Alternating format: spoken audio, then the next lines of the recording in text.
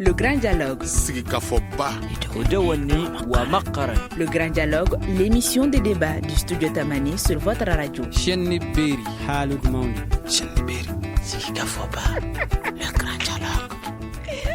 Mesdames et messieurs, bonsoir. Le Grand Dialogue de Studio Tamani est délocalisé ce soir à Tombouctou, la ville des 333 saints, et nous parlons du tourisme, un secteur qui est très touché dans cette ville. Et nous avons comme invité 3 personnes. Il s'agit de Moussa Tchekoura Gilbert Koulibaly, directeur régional du tourisme et de l'hôtellerie à Tombouctou, Salem Ould El Hadj, historien, enseignant à la retraite, écrivain, Oumar Diko, guide touristique dans la région de Tombouctou. Je rappelle que c'est la radio Djamana de Tombouctou qui nous accueille. Je suis Mohamedou Touré. Chers auditeurs, téléspectateurs et internautes, bonsoir et bienvenue. Le Grand Dialogue. Alors, la première question, nous l'adressons à vous, Monsieur Koulibaly, directeur régional du tourisme et de l'hôtellerie à Tombouctou. Que devient le secteur du tourisme et de l'hôtellerie à Tombouctou? Bonsoir à tout le monde. Je salue toute la population de Tombouctou. Et je remercie le Studio Tamani de nous avoir donné cette opportunité aujourd'hui de parler d'un secteur jadis florissant à Tombouctou, qui faisait beaucoup tourner l'économie. Et nous saluons la présence parmi nous de la matière grise éminente, M. Salem Ould El Hadj, personnalité vraiment incontournable dans la ville pour beaucoup de raisons. Et maintenant, pour revenir à votre question, avant de venir juste aux causes qui ont amené la crise dans le secteur du tourisme à Tombouctou, je crois qu'il faille revenir un peu en arrière pour voir les préludes, ceux qui ont précédé, avant qu'on ne rentre dans la crise. Et nous, au niveau de l'administration du tourisme, nous pouvons estimer le début de cette crise jusqu'en 2008, consécutif à l'enlèvement de certains Occidentaux, qui a amené un peu à donner une baisse d'arrivée des touristes au Mali. Donc la désaffection de la destination Mali. Et quand des choses comme ça arrivent automatiquement au niveau des consulats occidentaux, ça vient carrément rouge. Et pour vous vérifier davantage, aujourd'hui, tout le Sahel est dans le rouge, déconseillé de visiter. Et le Mali ne fait pas exception à la règle. Nous sommes dans la zone rouge, carrément aujourd'hui. Et maintenant, ce couronnement a eu lieu avec l'occupation de la région en 2012. Et aussi avec les événements institutionnels qu'on a connus au niveau du pouvoir à Bamako. Donc, ça a été la débandade de tous les acteurs. Donc, chacun cherchait à se sauver. Donc, les hôteliers sont partis, les guides sont partis, les restaurateurs sont partis. Les établissements de tourisme ont été occupés par des occupants qui ont connu des dégâts énormes. Donc, voilà un peu la situation de façon brève. Donc, avec cette situation de débandade, de destruction de l'outil économique, donc je pense que nous ne pouvons pas échapper à la crise. On est rentré de plein pied dans cette crise à partir de ces événements malheureux. Donc, brièvement, je sais que je peux dire par rapport aux causes de cette crise que nous connaissons dans le tourisme, c'est un peu ça. D'accord. Salem Ould El Hadj, est-ce que le tourisme est mort à Tombouctou? Moi, vraiment, je ne peux pas dire mieux que le directeur régional. Peut-être je le ressens plus que lui, en tant que tombouctien. Parce que, il faut vous le dire, ce n'est pas le touriste seulement qui est mort, il a entraîné d'autres activités avec lui. Car, comme on le dit, le tourisme est un métier transversal. Je suis un ancien guide, le voilà à côté de vous, on travaillait ensemble. Le tourisme ce n'est pas seulement l'étranger curieux qui veut voir du pays, connaître et rentrer en dépensant énormément de l'argent. Le tourisme dans une ville comme Tombouctou, c'est toutes les activités matérielles et immatérielles. Parce que dès la construction de l'hôtel qui reçoit les touristes, on fait appel à des ingénieurs, on fait appel à des maçons, à des manœuvres, à des électriciens, à des plombiers, à des commerçants pour le ciment, pour la quincaillerie. On fait appel à des transporteurs, à l'achat d'un camion à l'usine pour transporter les touristes sur les pistes. On fait appel à beaucoup de matériel comme la chaux, comme le ciment. Il faut payer les matelas, les portes, les fenêtres et que dirais-je encore. L'hôtelier recrute un personnel et beaucoup. Il achète beaucoup de matériel moderne tel que le frigo, tel que les climatiseurs, tel que les ordinateurs, etc., etc. Mais dans la ville de Tombouctou, où il y a beaucoup de travail sur le plan artisanal, sur le plan des corporations, nous avons beaucoup qui y vivent, comme les bouchers, les vendeurs de poissons, de poulets, les artisans, comme les bijoutiers, les cordonniers, les forgerons. Vous avez également d'autres comme les guides, comme les chameliers. Vous avez les chauffeurs, les pinassiers. Vous avez également le bateau. Vous avez l'avion. Vous avez beaucoup d'autres choses vraiment que le tourisme entraîne. Ce n'est pas le tourisme seulement qui meurt. Tout ce monde-là meurt aussi à Tombouctou. Et ce tourisme touche même les communes. Parce que le jumelage se fait avec le contact avec ces Européens, avec ces Américains, avec ces étrangers qui viennent, de telle sorte que ça ne va pas. Il y a jumelage pas entre les communes seulement, entre les écoles, entre les universités, et on crée beaucoup de choses pour Tombouctou, pour le Mali. Mais le tourisme, c'est aussi une chaîne de solidarité entre le pays que le tourisme vit et le pays où il a quitté. En plus de tout ceci, nous avons le folklore qui meurt. Parce que c'est à cause des touristes qu'on veille le folklore de temps en temps pour jouer. Nous avons des artistes comme les solistes qui ne font plus rien. Nous avons les orchestres. Tout ceci anime la ville grâce aux touristes. Mais aujourd'hui, le tourisme n'est pas seulement moi, mais Tombouctou est un corps sans âme. Waouh, un corps sans âme. Alors, Omar Diko, vous étiez guide touristique. Qu'est-ce que cette mort du tourisme vous a coûté à Tombouctou? Bonjour. Je remercie de m'avoir donné l'occasion de m'exprimer. Certes, j'aimerais bien rejoindre les doyens. Donc, M. Koulibaly, c'est ça, oui. Et Salem. Au fait, c'est pour vraiment affirmer ce que M. Salem venait de dire tout à l'heure. Donc, quelque part, Tombouctou est vraiment une ville sans âme, certes, donc, parce que c'était vital. En un mot, c'est ce que je voulais dire, le tourisme. Et c'est capital, tout ça. Donc, on ne peut pas perdre ça. Donc, et quand on perd ça, c'est vraiment quelque chose de très, très important. Donc, il faut essayer de s'y remettre. Parce que ça a beaucoup affecté quand même. Ça vous a affecté, vous? Bon, oui. Vous viviez de ça? Oui. Je ne connaissais que le tourisme.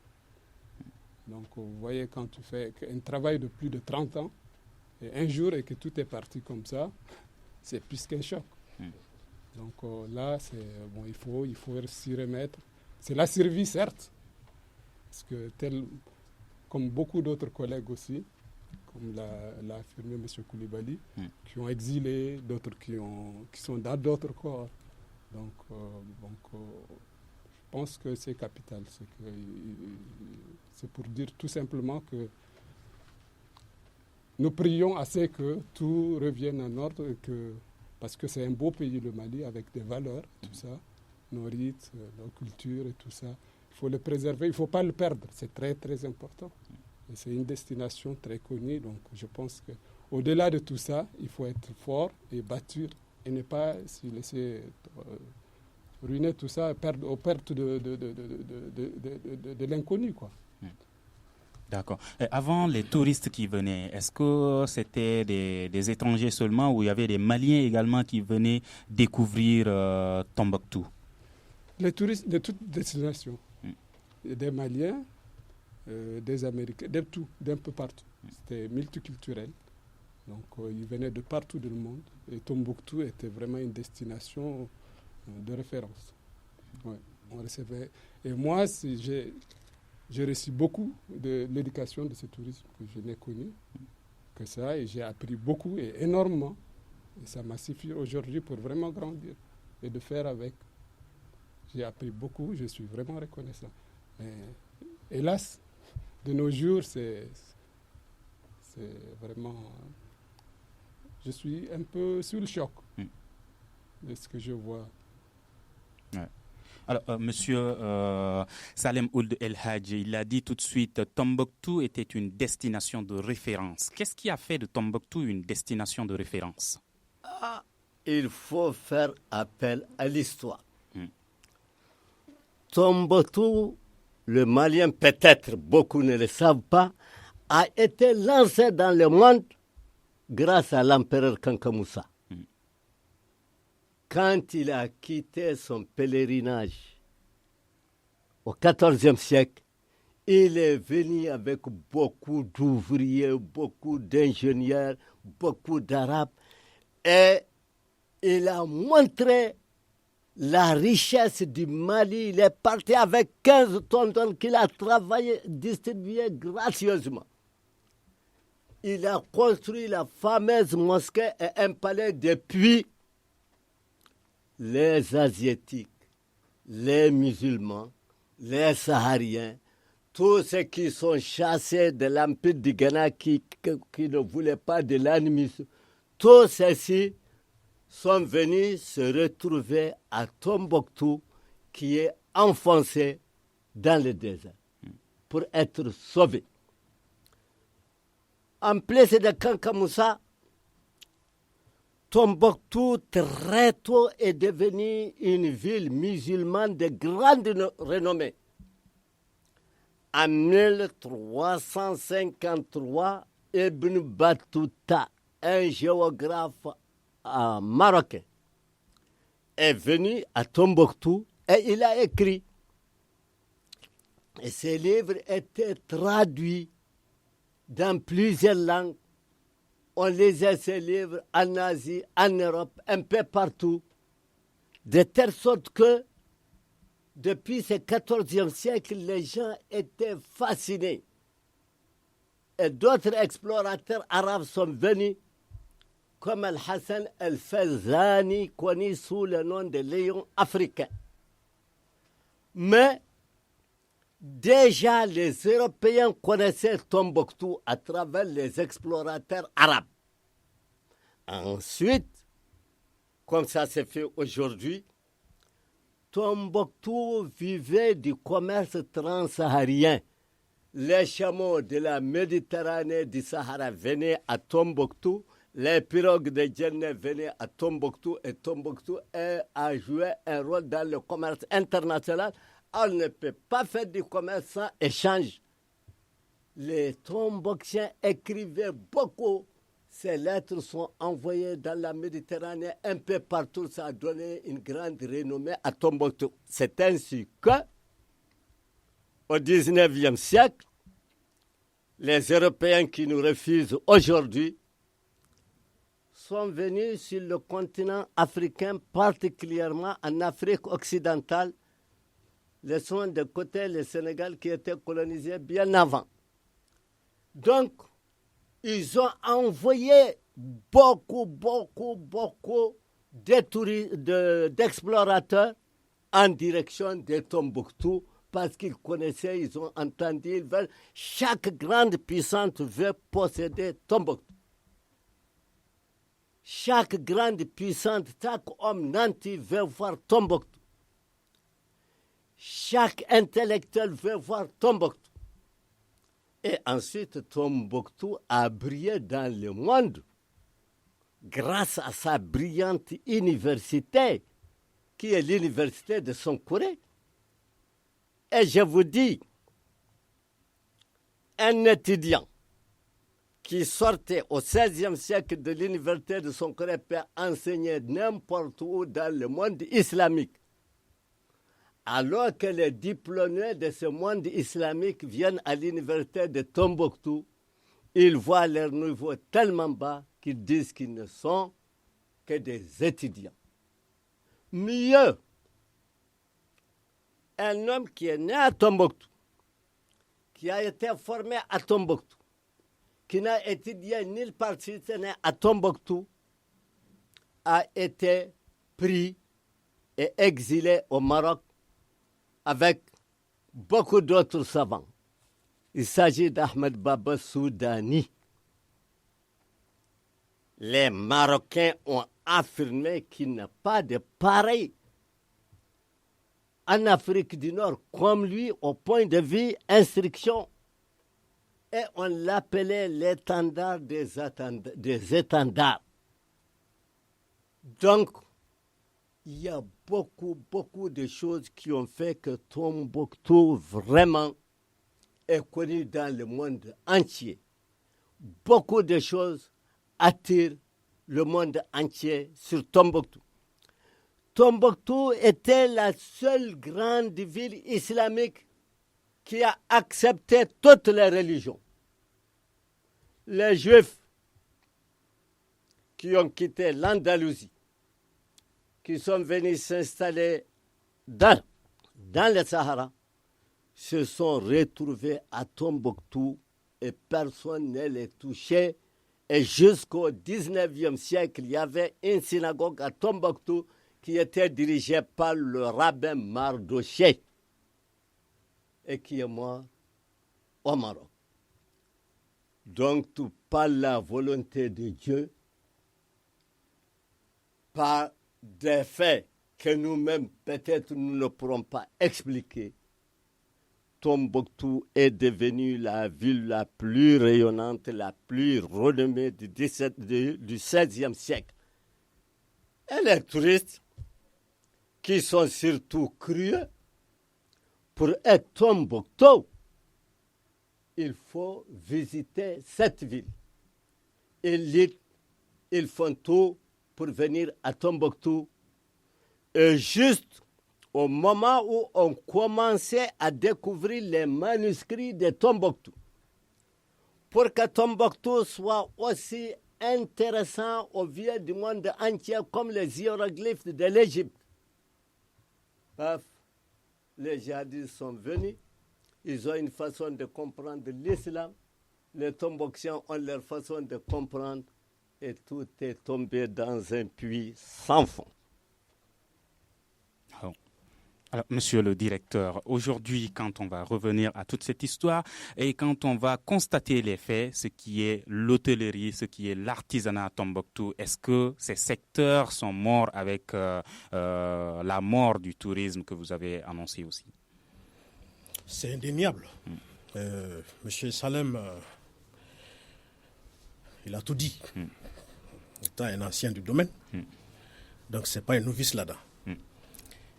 Et comme il a si bien dit, le tourisme c'est une activité transversale. Ça c'est connu.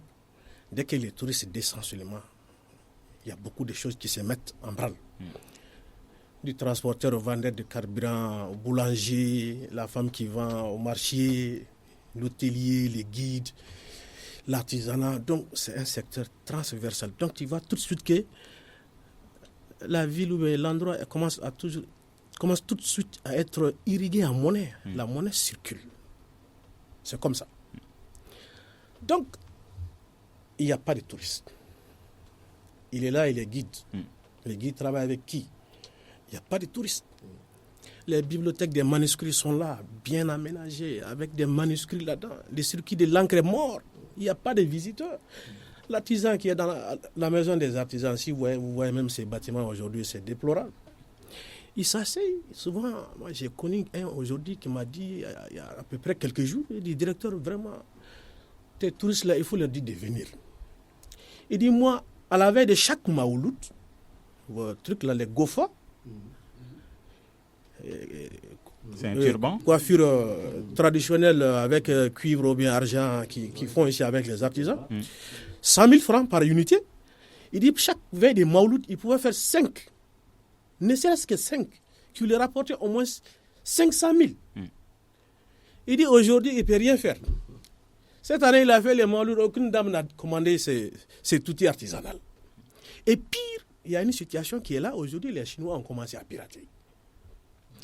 Les touristes n'est pas là pour pouvoir payer ça. La population n'arrive plus à payer. Et il y a une concurrence déloyale qui tue encore le secteur 2 fois. L'artisanat, c'est maintenant les trucs utilitaires seulement qui font. Hein. Les tasses, les louches, les fourneaux. Sinon, tout ce qui est usage pour souvenir des touristes, ils ne sont plus dans ça. Les hôtels. Je prends un hôtel par mois. Dans la grande saison touristique, il n'a rien, c'est 200 touristes par mois. Ou bien minimum 50. Aujourd'hui, les statistiques... Sur combien d'hôtels? Aujourd'hui, j'ai dit, on est à 22 aujourd'hui. Mais avant la crise, on était à 25. Aujourd'hui, les statistiques qui nous arrivent, vous allez faire tout de suite la comparaison et voir l'ampleur du problème. Un hôtel où le taux d'occupation était à 50% dans la grande saison touristique. Le taux d'occupation, c'est quoi? C'est le nombre de chambres louées divisé par le nombre de chambres disponibles dans l'hôtel multiplié par ça. La grande saison touristique, c'est de novembre à février. Minimum taux d'occupation, ils étaient tous à 70-50%. Toujours, il y avait quelqu'un. Mais aujourd'hui, rentre dans ces hôtels. Dans les mois, à peine, il a 3 clients. Il a à sa charge des employés, salaire, INPS, il paye l'eau, il paye le courant. Que voulez-vous qu'il fasse avec 3 clients? Consommation d'un climatiseur par jour, c'est quoi? Et pire, aujourd'hui, qu'est-ce qu'on constate? Il y a des hôtels aujourd'hui où on a mis le compteur prépayé. C'est un autre problème. Et quand on a été saisi de ces problèmes, je dis que ça, c'est une lutte que nous, on a fait, qui a été faite depuis longtemps. On a dit de classer les hôtels dans la rubrique entreprise auprès de EDM. EDM dit non. Jusqu'à preuve du contraire, ils sont domestiques. Il dit non, ils ne peuvent pas être domestiques, puisqu'ils sont créés chez nous comme des entreprises. Donc si c'est des entreprises, le gap ou bien l'unité que les autres entreprises, ou bien la catégorie dans laquelle les autres entreprises sont logées, mais loger nos hôtels là-bas. EDM n'a jamais voulu nous écouter. Ils disent non, on va les classer toujours dans le domestique, là-bas, c'est pas bon. Et vous venez mettre prépayé parce que c'est domestique. Ils n'ont pas de ligne budgétaire non plus. Donc ça, c'est un autre problème qui est là. Ça, c'est l'artisanat et l'hôtellerie. Les guides. Il est là, il a tout dit. Souvent, avec les contingents de l'aménagement qui sont là, si je suis appelé par un contingent, je vois un guide qui est disponible, je lui donne à ces contingents, ils font les circuits de la ville en une journée. Moi, j'ai là quelque chose. Donc, c'est comme si les circuits aujourd'hui se limitent seulement à la ville. Les gens n'arrivent même plus à sortir même aux environs à 10 km, 15 km. Donc, ce sont ces petits marchés que les guides ont avec l'aménagement aujourd'hui. Et la majeure partie sont désemparés. Et les hôteliers et les guides, ils ont dévié dans d'autres professions. Je connais un hôtelier aujourd'hui qui est paysan. un qui est carrément dans la location des voitures, des guides qui sont des petits commerçants. Hein? Lui, là, il est taximan aujourd'hui. Il y a un autre qui est dans les taxis aussi. Donc, chacun cherche de survivre en trouvant ce qu'il peut, qui est rentable pour lui, pour pouvoir tenir en attendant. Donc, la situation, vraiment, ce n'est pas du tout facile. C'est carrément un problème. Donc, quand on voit même l'effectif de tous ces acteurs qui étaient sur le terrain, quand je suis arrivé en 2013, je suis revenu en février 2014, sur les 70 guides que nous avons pour Tombouctou, et nationaux et locaux, je n'ai trouvé sur place que 34. Tous les restes étaient éparpillés au Mali, en Afrique, en Amérique, en Europe. Ils sont partis. Les hôteliers, la même Émigration. chose. Émigration forcée. La majeure partie était à Bamako, les hôteliers aussi. Et les restaurateurs. Les manuscrits, on a été obligé de les délocaliser à Bamako pour les préserver. Avec l'ONG Savama, financé par un projet, des projets Mali 15 de LuxDev. Et j'avais un volet également de ces projets avec les guides. Il y a un guide qui a eu un premier financement de ces projets, de Mali 15 LuxDev. Mais qu'est-ce qui s'est passé? Comme je vous ai dit, on est en rouge, tous les conseils là nous ont mis en rouge.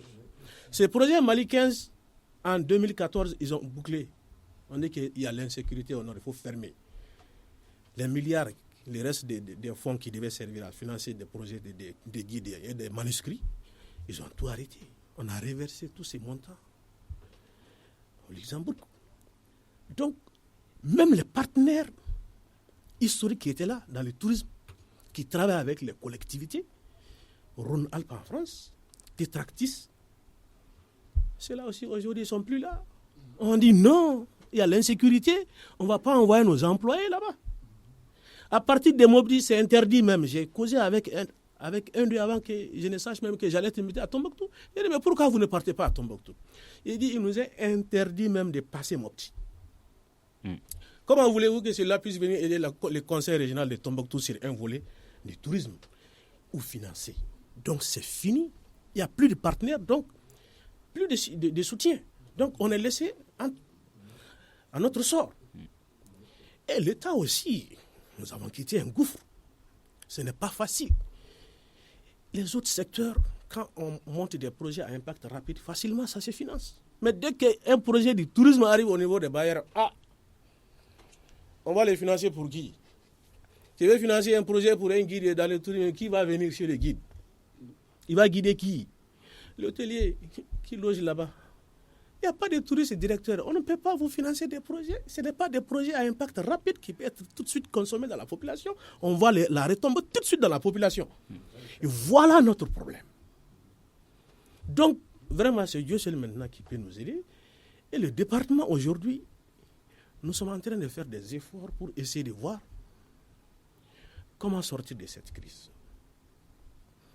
Il fallait organiser une rencontre nationale. D'accord, les solutions, on va y revenir tout de suite. Alors, Monsieur Omar Diko, quand vous guidiez les touristes, quels sont les principaux sites où vous les ameniez? Donc, au niveau national, donc là, c'est vraiment ouvert, c'est divers. Donc, mais au niveau régional, local, Tombouctou, il y en a... Tombouctou est environnant, quoi, je dirais. Il y en a pas mal. Moi, j'organisais même des voyages jusqu'à Taoudeni. Une partie à d'autres chameaux et une autre partie, on peut faire 7 ou 10 jours à d'autres chameaux et avec une 4x4 ou 2 et des guides organisés quoi, jusqu'aux mines de sel. Ça c'est jusqu'à 800 km nord. Hein. Donc il y a d'autres sites, pas mal autour de Tombouctou. Il y a le côté du fleuve aussi. Et des villages encore plus anciens que Tombouctou, comme Tindirma et plein d'autres où il y a beaucoup de choses encore des sites. Donc en fait, dans Tombouctou aussi, vous avez quand même la maison des explorateurs, il y a la grande mosquée d'abord de Djingarayber, la fameuse mosquée, et la maison des explorateurs, comme Leng, Kaye, Heinrich Barth, Berkey, et puis Oscar Lenz, il y a la bibliothèque, le centre de recherche et de documentation Ahmed Baba, les manuscrits. Donc il y a l'ancienne université, comme il l'a si bien nommé, M. Salem, donc, où on enseignait l'astronomie, la mathématique et tout ça. Donc, et rien qu'autour de cette université, à l'époque, il y en avait au moins plus de 100, Salem, vous pouvez me rectifier si c'est plus de 100 écoles coraniques. Donc, les gens étudiaient même dans les familles à l'époque. Donc, il y en avait beaucoup à voir. Donc, il y avait le marché, plein de couleurs. Et il faisait beau vivre quand même à Tombouctou, et tout en symbiose. Donc, c'était vraiment... il y avait beaucoup à faire. Et beaucoup de gens vivaient de ça. Donc, on faisait aussi des randonnées les tours de chameau dans les villages, dans les campements Touareg. On organisait des danses et tout ça. Donc, l'accueil était vraiment là, tout était là. Donc, ça laissait vraiment rêver. Donc là, franchement, de nos jours, c'est comme un cauchemar de voir tout ça partir comme ça. Ouais. Donc en fait, c'est un peu ça. Et avant, Tombouctou était connu pour sa tradition, sa culture et tout. Et aujourd'hui, est-ce que ça n'a pas tendance un peu à disparaître également quand on rentre dans la ville, on voit des décorations Coca-Cola ou autre chose? Est-ce que on n'est pas en train la jeunesse surtout n'est pas en train de se désintéresser de cette culture? Oui, certes. Aujourd'hui, c'est les influences quand même. Il y a les réseaux sociaux, la télé, il y a tout ça. Donc, mais quand même, je rappelle tous les Tombouctiens quand même, parce qu'il y en a quand même des structures qui sont là quand même pour cadrer tout ça, comme c'était Lecture Vivante, ou je ne sais pas, Mohamed qui a un neveu qui a fait partager quelque chose avec les jeunes. Salem a été toujours présent pour l'éducation et puis vraiment de prendre en valeur ce qu'ils ont, parce qu'ils n'ont que ça pour y être... Donc c'est très important de ne pas perdre ça de vue, parce que c'est ce qui fait notre valeur. Donc c'est comme ça que nous avons notre respect. Je suis d'accord, on peut assimiler, mais pas jusqu'à se perdre. Donc je pense que Tombouctou, c'est un appel même que je ferai aux jeunes et tout ça, de se conscientiser de juste milieu, je dirais. D'accord. Salem Ould El Hadji, on va revenir encore un peu dans l'histoire, puisque c'est très intéressant et important aussi. On parle de Tombouctou, on entend la ville des 333 saints. On parle de Tombouctou, on entend la ville mystérieuse. Est-ce que vous pouvez nous en parler un peu? Personne ne peut parler de Tombouctou entièrement et définitivement. Je veux seulement ébaucher. À Tombouctou, il y a 333 saints qui entourent la ville. Pas les saints qui sont à l'intérieur, ceux qui entourent la ville seulement. Et l'intérieur, c'est la Médina. Il y a 333. Et le saint patron de la ville, il est au centre, c'est Sidi Yahia. Mais ce qu'il faut vous dire, les anciennes maisons, les 3 anciennes mosquées Sidi Yahia, Sonkoré, Djingere, Ber, les anciennes rues renferment aussi des saints. Par la volonté de Dieu, des saints ont traversé ce Sahara pour venir s'installer et mourir à Tombouctou. Des saints sont venus par pirogue jusqu'à Tombouctou et des saints sont nés là. Mais parmi ces saints, Tombouctou retient 3 grands noms. De tous les saints, il y a des milliers qui ont traversé le Sahara pour venir à Tombouctou. Le plus éminent s'appelle Sidi Yahia al-Andalousi at-Tadelsi, qui est venu à Tombouctou en 1440. De tous les saints qui sont venus par le fleuve, le plus éminent, c'est Mohamed Bagayogo, qui a quitté Djenné et qui est mort sous l'occupation marocaine, immédiatement les premiers mois de l'occupation marocaine, les premières années de l'occupation marocaine, il est mort en 1593. De tous les saints qui sont nés à Tombouctou, le plus éminent, c'est Sidi Mahmoud. Vous avez vu qui est enterré au nord. Cher Sidi Mahmoud. Donc, on classe tous les saints autour de ces trois, ceux qui sont venus par le Sahara, ceux qui sont venus par le désert et ceux qui sont nés à Tombouctou. Mais les saints, il y en a beaucoup. Et les Tombouctiens, vraiment, croient à ces saints, même si certains n'y croient pas. C'est rentré dans leur culture, c'est rentré dans leur tradition. Et Tombouctou, ce qui fait sa valeur, ce sont les saints, ce sont les manuscrits, ce sont les grands oulémas. C'est l'architecture également. Oui, ça c'est aussi l'architecture traditionnelle. Bon, cette architecture, son origine, c'est Djenné. Les premiers habitants qui ont construit à Tombouctou, c'est la population de Djenné qui est venue par pirogue parce qu'il n'y avait pas Mopti. C'est Djenné, Tombouctou, Djenné. Et les premiers habitants à s'installer ici sont les gens de Djenné qui ont construit des maisons.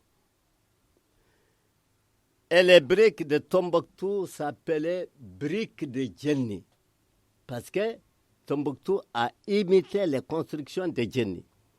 Mais après 1637,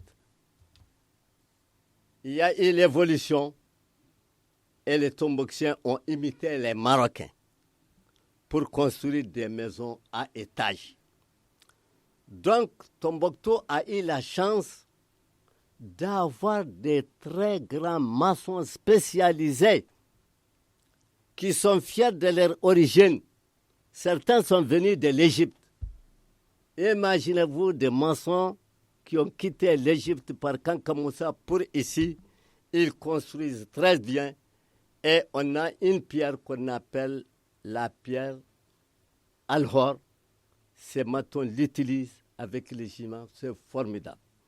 Donc, le plan d'une maison typique de Tombouctou, dès que vous rentrez, vous avez le vestibule. Et immédiatement, c'est l'escalier. Quand l'étranger vient, il ne va jamais à l'intérieur de la maison, mais avec le chef de famille, il peut monter à l'escalier. Et au vestibule, vous avez un pilier qui barre la vue de l'intérieur aux passants pour qu'ils ne regardent pas ce qu'il y a dans la maison. Après le vestibule, où le maître cordonnier, l'artisan fait son travail, vous avez un autre vestibule pour les femmes. Après ça seulement, vous avez une petite cour et des chambres tout autour pour les hommes, les jeunes, pour les filles. La chambre sacrée du mari, vous avez la chambre de la femme. Ensuite, par derrière, à l'extrême par derrière, vous avez la basse-cour. Ensuite, vous avez l'étage qui est réservé exclusivement pendant le jour au mari et à ses visiteurs. Mais la nuit, l'étage revient au mari et à sa femme. À peu près, voilà un peu l'architecture.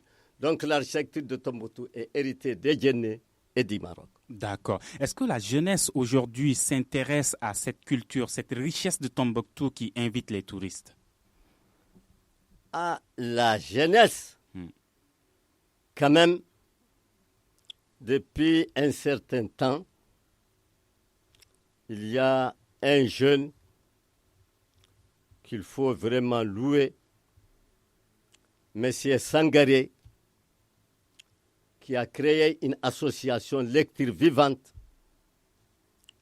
Et il est parvenu à regrouper les jeunes, à regrouper même les intellectuels, des professeurs, pour s'intéresser à la culture de Tombouctou, pour s'intéresser aux livres, pour s'intéresser aux coutumes, pour s'intéresser aux traditions.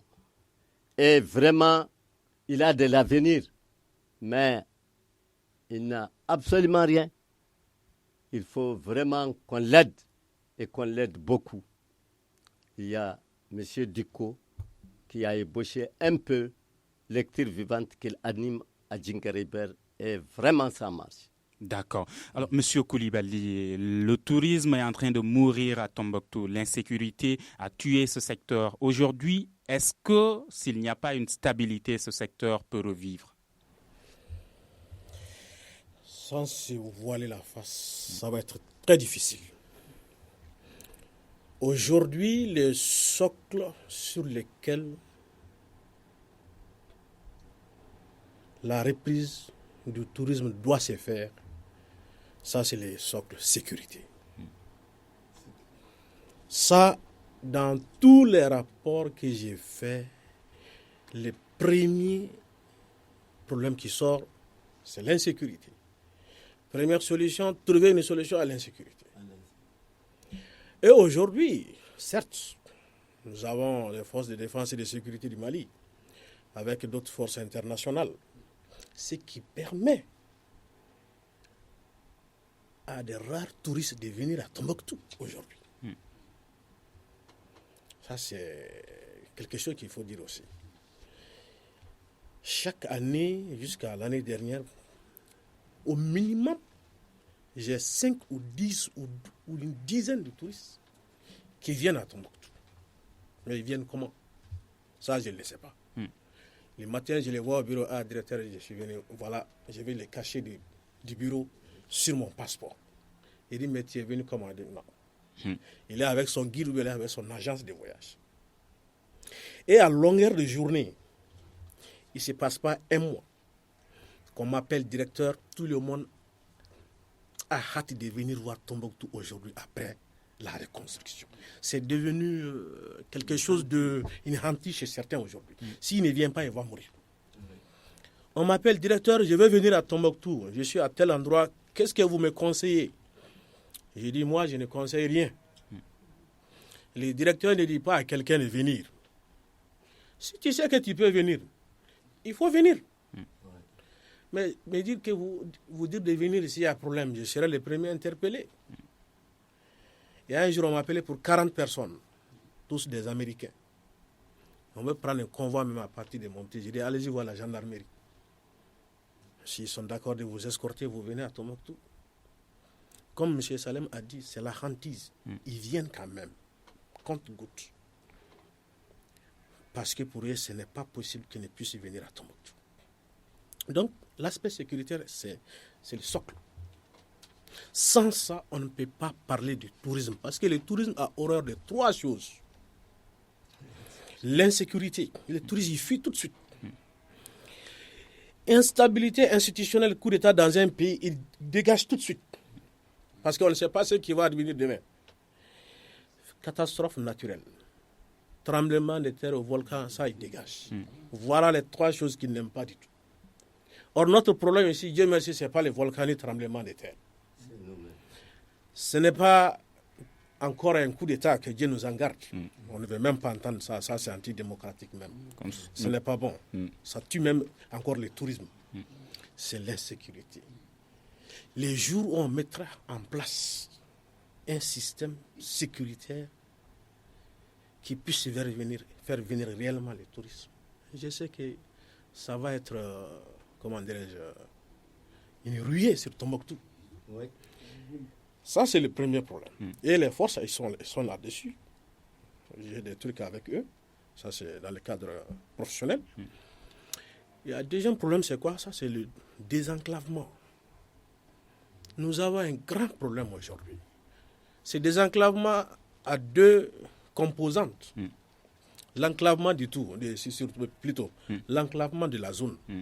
Pour accéder à Tombouctou, ce n'est pas facile. Le chemin, ce n'est pas facile. La route d'ici Ngoumankoura jusqu'à Nyono, ce n'est pas fini. Tombouctou, Bambara Maoudé, Douanza, Mopti, c'est le calvaire. Donc cet aspect enclavement aussi joue sur la fréquentation de la zone. S'il y avait des routes, l'enclavement était carrément effectif, des routes bien praticables. Bon, les petits braquages ou les petites, les petits soucis qu'on a sur la route, ça pouvait être atténué. Mais cet enclavement aussi joue également aujourd'hui en défaveur de la reprise du tourisme. Donc ça, c'est les deux problèmes clés pour le moment. D'accord. 1 minute qui nous reste. On va donner 30 secondes à M. Salem et M. Diko. Aujourd'hui, quelles sont vos attentes envers l'État qui a la responsabilité de trouver une solution à cette insécurité? Enfin, nous prions.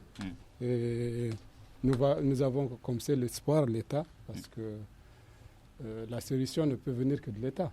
Donc, je pense que sur ce point, nous avons de l'espoir quand même, parce que même avec les structures qu'il y a sur place, les forces étrangères, l'armée malienne et autres, donc, je pense que ça va aller. D'accord. Avez-vous espoir aussi, M. Salem?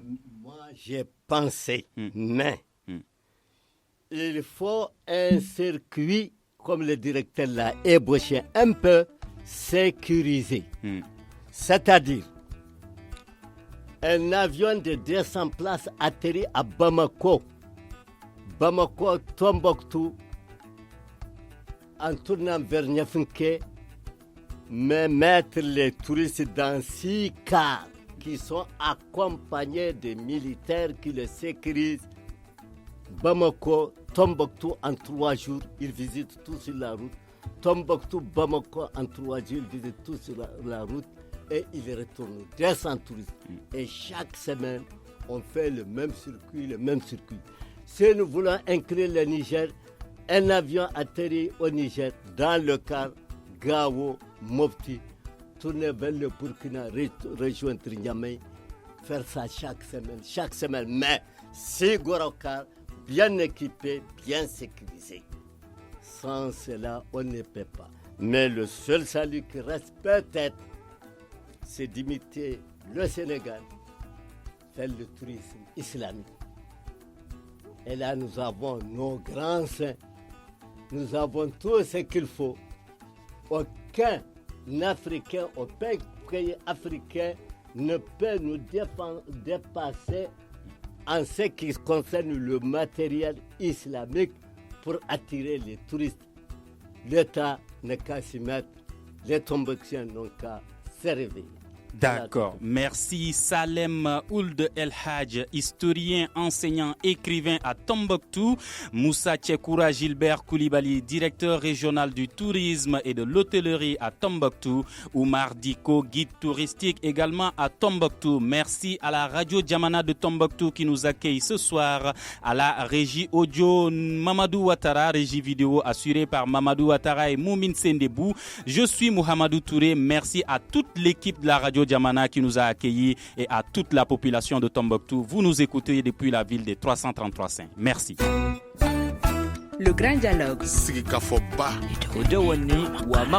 Le Grand Dialogue, l'émission des débats du studio Tamani sur votre radio.